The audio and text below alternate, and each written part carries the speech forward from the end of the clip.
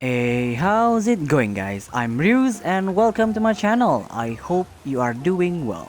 For this week deck showcase, it's actually a request from Michael Agustino, but I changed it up a bit to make it faster and cheaper. So in this build, I will not be using any SSR at all.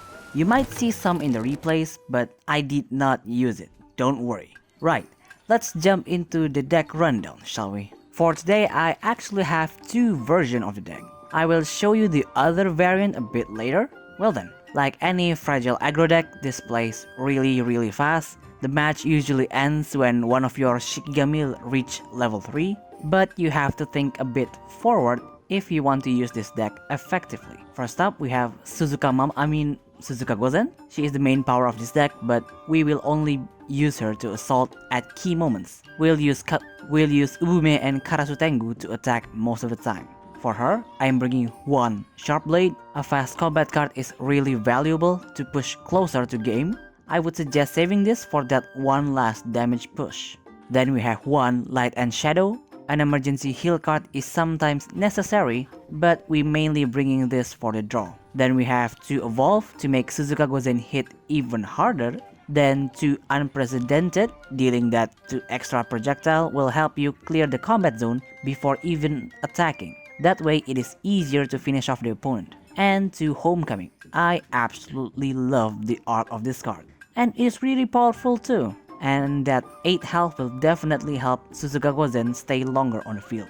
Then we have Kyohime. She will be the one that helps us to either wipe the board or clear the combat zone so that our other Shikigami can attack freely. For her, I'm bringing 2 Serpent Lash. This card is definitely a 2-off because just using this you can kill any Shikigami that has 4 or less health. And because it is a fast card, you still have 1 orb left that you can use to do other stuff. Then we have 2 Venom Frenzy. I would usually save this until I get another copy of it in my hand. Or I have Sacrificial Fire, because with Sacrificial Fire, it will completely wipe any Shikigami that has 5 or less health. Then we have 2 Nameless Venom. I would definitely save this until the combat zone is empty so that you can directly inflict the fragile and deal huge amount of damage in one turn. Then we have 2 Sacrificial Fire. As I told you before, this card when combined with Venom Frenzy is an easy board wipe, or you can just use it straight to the opponent's face and deal 5 damage to them.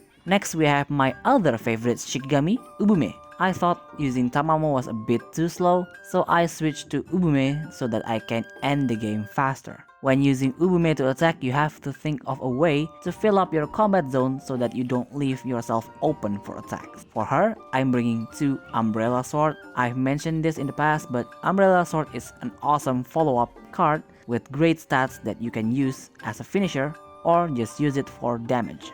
Then we have 2 Shadowing. Since we're bringing Crane Dance, it is easier to use Shadowing, and because this is a fragile aggro deck, the chance of the enemy combat zone being empty is pretty high, so you can go nuts with this card.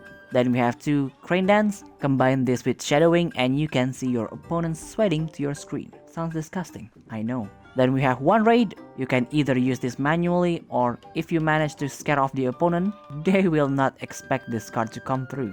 And 1 Evolve, just in case you need more damage. And lastly we have Karasutengu.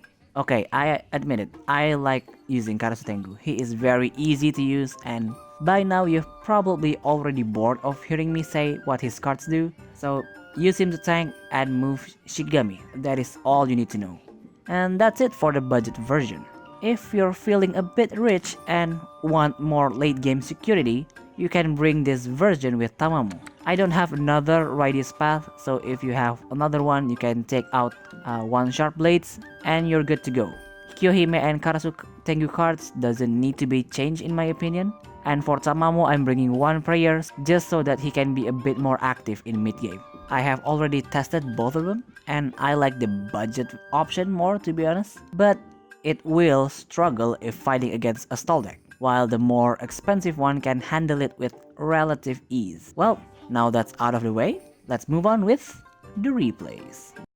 Our first match is up against the new Ashura deck. If we're fighting the before nerf Ashura, we would probably lose because that deck is overpowered. But if it's the after nerf version, we should be able to handle them pretty well. If we got the first turn, the best move is just to put Kyohime forward, because if they decided to attack, we can easily kill it with Karasutengu on the next turn. On their turn, they evolve Higanbana, then activate Curse Blade to kill our Kyohime and pass.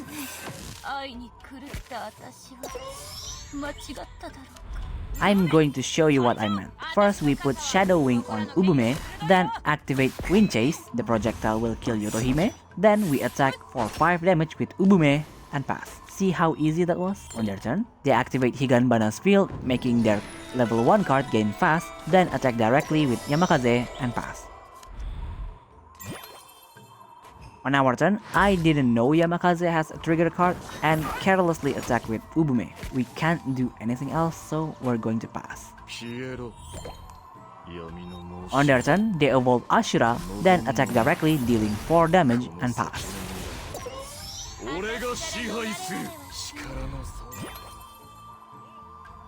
On our turn, we activate one Serpent Lash on Ashura, then attack with Karasutengu. After that, we put Deadly Flock on him, and at the end phase, we deal 1 damage to all of their Shikigami, killing their Yamakaze. On their turn, they attack with Higanbana, then activate Foresight Slash, giving Yotohime damage immunity, and they finish it off with Sealed Blade so that they get the +2 shield and they will pass. That was a pretty good move, but we can do better. On our turn, we attack with Kyohime, then activate Unprecedented, killing their Yotohime and dealing 3 damage to their life. If they can get Ashura attacks higher, we will lose our Suzuka Gozen. Oh god, they evolve Ashura once again. But they have no other choice than to ram him and kill both of them. Well then, I can confidently say we will win this game.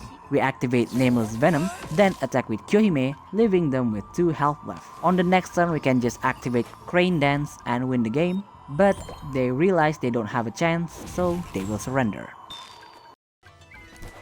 For our second match, we have Taishakuten Main Reiki combo. I am getting tired of seeing this deck over and over again, but if you want to test if your deck is good enough, try fighting any Taishakuten deck with Main Reiki. If it can win against them, it should be good enough for ranked. Once again, we get the first turn, so we just put Kyohime forward and pass.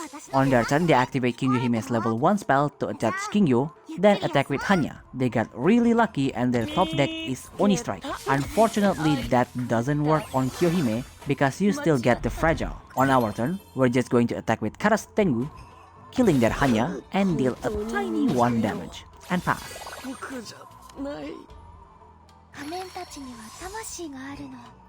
On their turn, they attack our Karasutengu with Main Reiki. That will trigger Kingyohime ability, killing our Karasutengu, and they will pass. I knew that would happen, but I'm still triggered.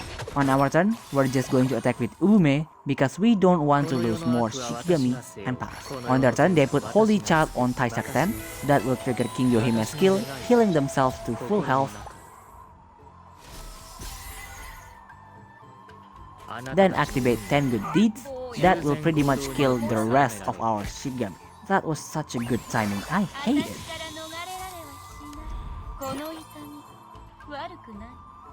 On our turn, we activate Nameless Venom, then attack directly, dealing 8 damage and pass. If they don't attack, we can turn this around.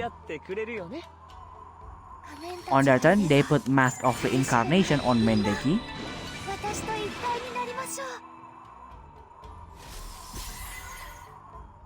Then activate Do Good Deeds on Kyohime and pass. Okay, that's fine.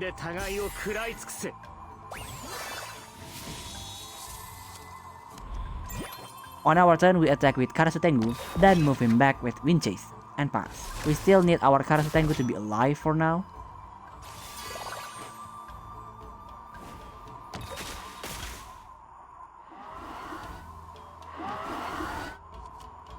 On their turn, they activate There Are Fishes Here, then activate Cultivation, dealing 5 damage. After that, for some reason, they put Taishakuten forward to deal 5 damage and pass. Oh well, that makes it easier for us to take him out. On our turn, we activate Serpent Lash, then we evolve Suzuka Gozen. And because he has fragile, we can use unprecedented to kill him and deal 3 damage to their life.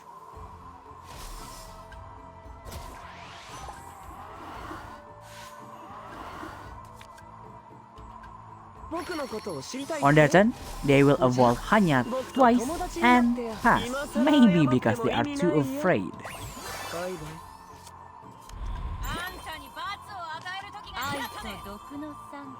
And this turn, I will do a little magic trick. First up, we activate Venom Frenzy, then activate Sacrificial Fire. Now would you look at that, all of their shield gun is gone, and we pass. On their turn, they will of course pass since they can't do anything.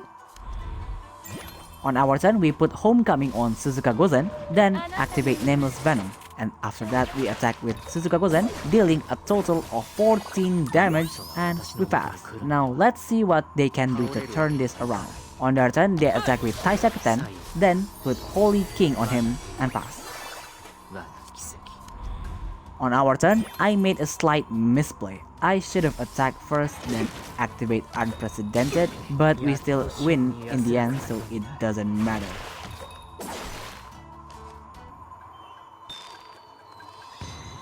Well, that's all for today's video. I certainly hope you enjoyed it. If you want, I can post the replays or when I use the other variants I showed you, but you have to let me know down in the comments. Anyway, if you want to support the channel, I have Patreon and Ko-Fi links down below. And as usual, if you have any kind of feedback, leave it down in the comments, and see you next video. Bye!